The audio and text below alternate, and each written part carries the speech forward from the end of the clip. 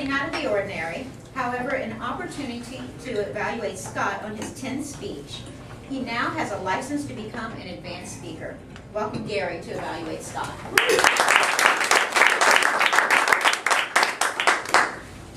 You ever shaken her hand? She has a strong hand. Yes. Until just now. Scott, first of all, congratulations on finishing speech number 2.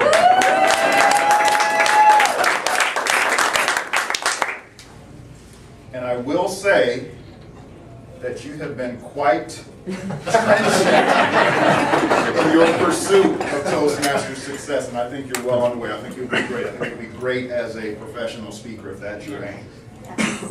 Your speech was speech number 10, and from the notes the objectives were to have noble motives, challenge the audience, appeal to emotions, use stories, anecdotes, and quotes, and no use of notes. Well, you're one of the speakers I've seen quite often, and you definitely don't use notes, or if you do, I don't notice it.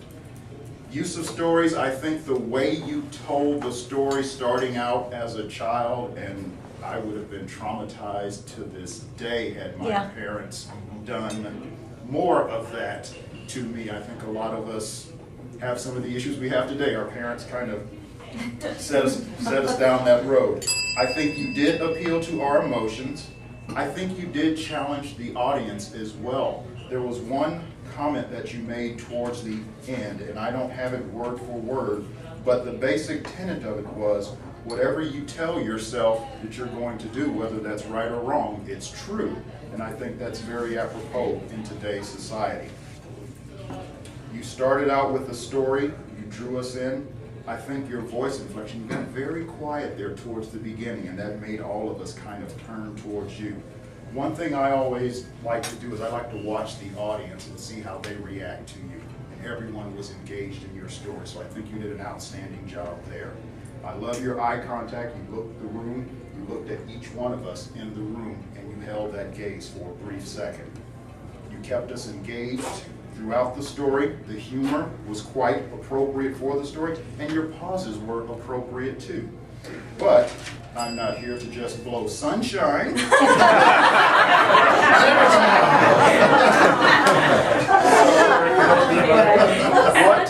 What are some improvements? Not just ticking.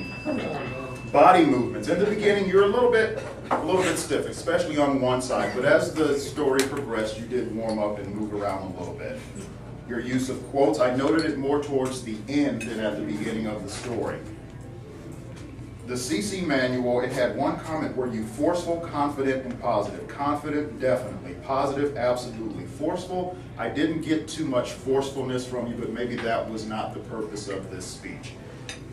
And I'm getting the lights here. Overall, I think it was a great speech. It was very uplifting. It was very motivating, and the stories were very vivid and emotional. Great job, and I look forward to more. Thank you.